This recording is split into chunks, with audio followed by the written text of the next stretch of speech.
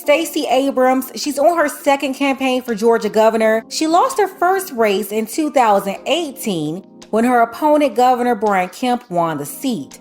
The two are battling it out in a rematch for the 2022 election. In some polls, you have Brian Kemp leading Stacey Abrams, but the race is still too close to really predict who's going to be the winner. Remember when he beat her back in 2018, Kemp only won by 54,000 votes, making it the closest governor's race in Georgia since 1966. Abrams claimed there was a miscalculation of votes. Just like Trump, who never conceded Georgia in the 2020 presidential election, Abrams didn't concede in 2018 either. The second time around, the Abrams campaign, they've been attempting to reach out to Black men for several months now, leading up to the election. She had one ad where she was speaking to a group of Black men, some popular Black men in the ad as well. And for a couple of months, she's been running all kinds of radio ads and online media campaigns reaching out to Black men for their votes.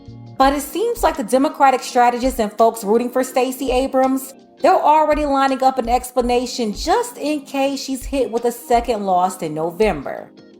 So I'm not putting Black men down, but sometimes it's like, well, some of you Kevin Samuels following Tariq Nasheed quoting people, please look at the truth and see what's happening and get in line with some of the Black women.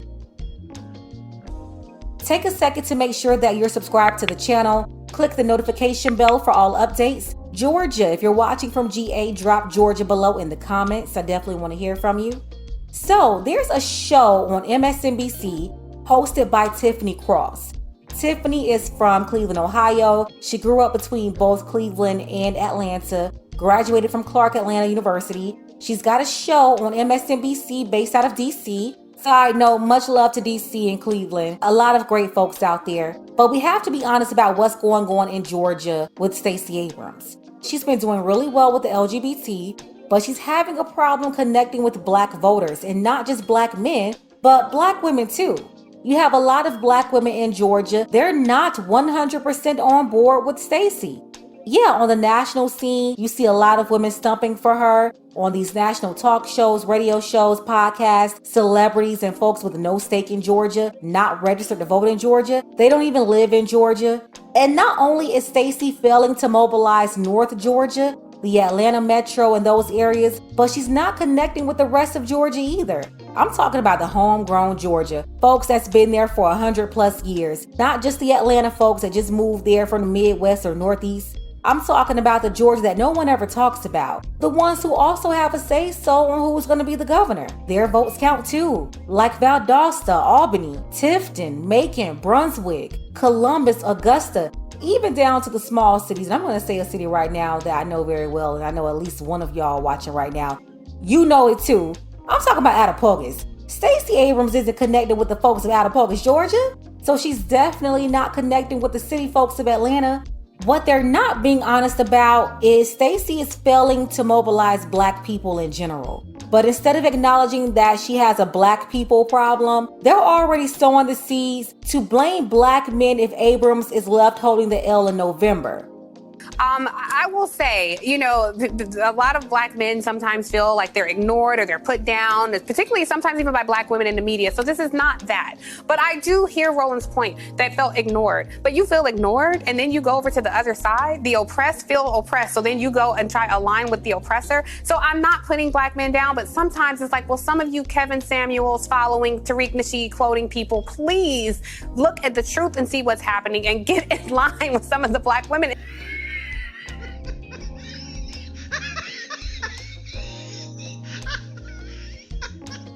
Is majority, like he said, vote Democrat, but that margin of people who can be plucked away from your people and go advance policies that harm your people, I just don't understand that. Tiffany Cross and the folks at MSNBC, they're throwing Kevin Samuels and Tariq Nasheed into the mix when they have absolutely nothing to do with Stacey Abrams and her campaign. Zero. If Abrams is unable to beat Kemp, that's Stacey's fault, nobody else's. You may wonder why in the world is Tiffany Cross bringing Kevin Samuels into this?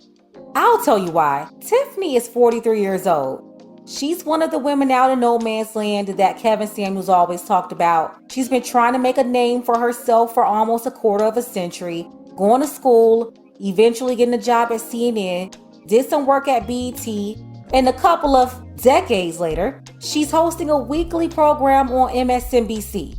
And I know some of you may think that this woman, she's influential or more successful because she's on a cable network. Just going back to her show from September 3rd, 2022. In the target demographic of 18 to 49, she got 52,200 viewers for that show. There are many people on YouTube with higher numbers than Tiffany Cross. So yes, she's on a cable news network, but more people are actually tuned in to Kevin Samuels right now than Tiffany Cross, and he's not even alive. So yes, more people watch Kevin Samuels this month alone compared to the number of people who watched Tiffany Cross this month. Bear in mind, Tiffany is still here with a large cable network backing her. Even Tariq Nasheed, more people, they're watching him than Tiffany Cross. And to go a little further with Tiffany and why she would have an issue with Kevin Samuels. She's over 40, never been married. She can't have any kids because she had a procedure due to her medical issues that prohibits her from now being able to carry kids. She was very open and public with her battle with fibroids, which has become very common among Black women. Kevin was hosting his program every night about these aging single women. He often talked about geriatric pregnancies to women just like Tiffany, who was hit with the harsh reality during the pandemic that they wasted the last 2 decades chasing a bunch of stuff that didn't matter. Tiffany, just like a lot of other women, they had nobody to weather the storm with. But you know, she's the same type to run around with the feminist woman king rhetoric like she's happy to be that way when they're really not happy. See, there may be some women out there that's happy to be alone. They made the decisions and they took the consequences like a woman. They're not complaining. They're not mad. They may not even consume this type of content because they're just not concerned about relationships. But the ones like Tiffany, though, they're not happy. And they actually want a relationship. But they can't get the man they want, so they act like they never wanted them.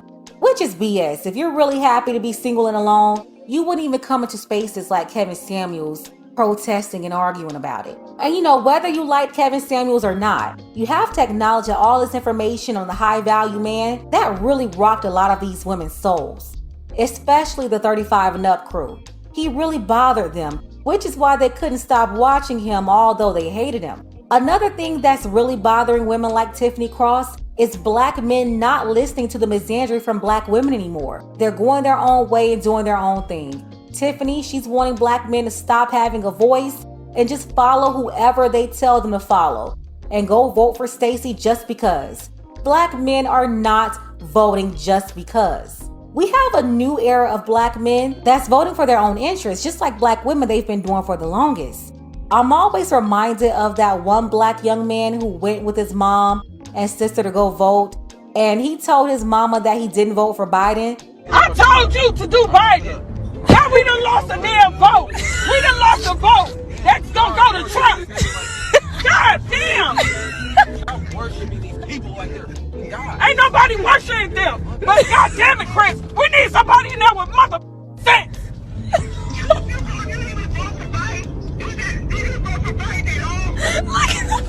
He vote independent. Why would you do that? Why would you do that? You know what I said, do when you go in there. You go. That's what I did. No, you did. You voted independent, honey. I told you. I said go Democrat Biden. Now there's a vote that we done lost that can go to Trump. This is why I don't do politics. I will never do this again. He said he ain't gonna vote again. Well, that's how Black men are expected to be treated by Black women when it comes to politics. And it's not just Black men, it's some Black women out there too that's tired of playing these games. It's not just about Stacey Abrams. They're asking these politicians, what are you gonna do for my vote? Why should I even bother voting for you? The same thing that Ice Cube was trying to explain to those queens a couple of years ago. So what's Tiffany's issue with Tariq? Tiffany has an issue with Tariq Nasheed because the left and their corporate media, they back people like Tiffany and try to use them to persuade Black people to get on board with whoever they're pushing. They're unable to get grassroots support, unlike Tariq Nasheed, who seems to garner real unmanufactured support from the grassroots. And Tiffany, please tell the Democrats, because I really believe that this is a larger issue than Stacey Abrams. Tell them that if they want Black men to vote for them, they're going to have to address their issues. And no, Tiffany, black men are not falling in line behind black women to do anything. Black women should be aligned with the men instead of rebelling against them. If we want to make things better for black people in general, that's going to take the black woman putting herself back in order and aligned with the black man. And from there, voting for the candidate based on what the entire group can negotiate for our voting block, no matter the party or identity politics. Let's go ahead and get the conversation started. What do you think about Tiffany's comments? And do you see how they're trying to set it up for black men to be the scapegoat just in case there's another loss in store for Stacey in November? Special shout out to Tommy H. I appreciate you, Tommy, for all of your support, as well as Earwaves. I appreciate you, Earwaves, and our brother Dark Power. Don't forget that you can support this channel as well. Links to Cash App and PayPal are below. Ladies, fellas, want a balanced analysis, want the truth from a woman's perspective? Then you're going to want to subscribe to this channel and don't forget to like and share. So I'm not putting black men down, but sometimes it's like, well, some of you Kevin Samuels following Tariq Nasheed quoting people, please look at the truth and see what's happening and get in line with some of the black women.